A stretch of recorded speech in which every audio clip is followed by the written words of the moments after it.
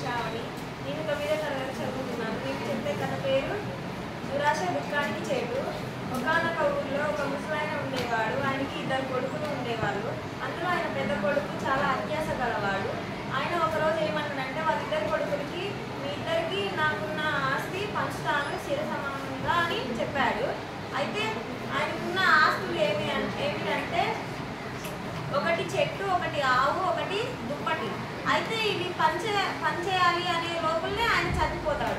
అయితే అత్యాశ గల కొడుకు పెద్ద కొడుకు ఏమంటాడంటే, మన నాన్న చచ్చిపోయాడు కదా, అందుకు ఇప్పుడు నాన్న ప్లేస్లో నేనే ఉంటాను కదా, నేనే మన ఇద్దరికి సమానంగా పంచుతాను అని చిన్న కొడుకుకి చెప్తాడు. చిన్న కొడుకుకి చెప్పినప్పుడు సరే అని చిన్న కొడుకు తల ఊపుతాడు.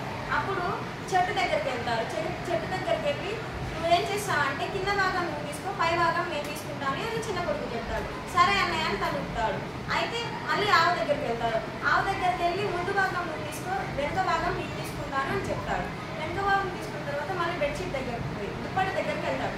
దుప్పటి దగ్గరికి వెళ్ళి పగలు మొత్తం నువ్వు వాడుకో, రాత్రి మొత్తం నేను వాడుకుంటాను అని చెప్తారు. అయితే చెట్టు దగ్గరికి వచ్చేసరికి రోజు చిన్న ఆయన చెట్టుకు నీళ్లు పోసేవాడు, పెద్ద ఆయన ఏమో చెట్టు ఉన్న కాయలు పెంచేవాడు.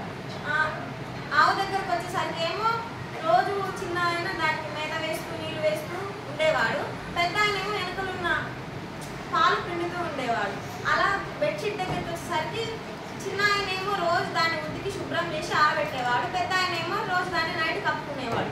ఇలా ఇలా కొన్ని రోజులు సాగుతూనే ఉన్నది ఈ కథ. అయితే కొన్ని రోజుల తర్వాత ఇద్దరికి పెళ్ళైందన్నమాట. చిన్న భార్య వచ్చి మీ అన్నయ్యని మీరు మోసం చేస్తున్నాడు, నువ్వు మోసపోతున్నావు అని చెప్పింది.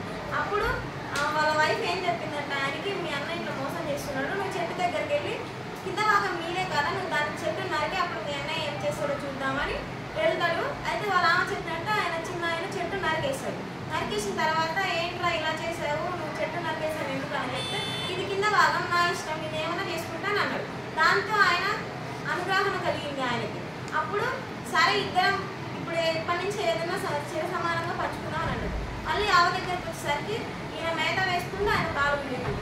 అయితే ఆవు మేత తినట్లేదని కట్టెతోటి దాన్ని కొడతాడు. కొడితే పాలు పిండానని ఆవు కాలుతోటాను, కాలు అదే ఎందుకురా కొడుతున్నది అని, నా ఇష్టం ముందు భాగం నాది, వెనుక భాగం ఇది, నేను ఏమన్నా చేసుకుంటా అని అంటాడు.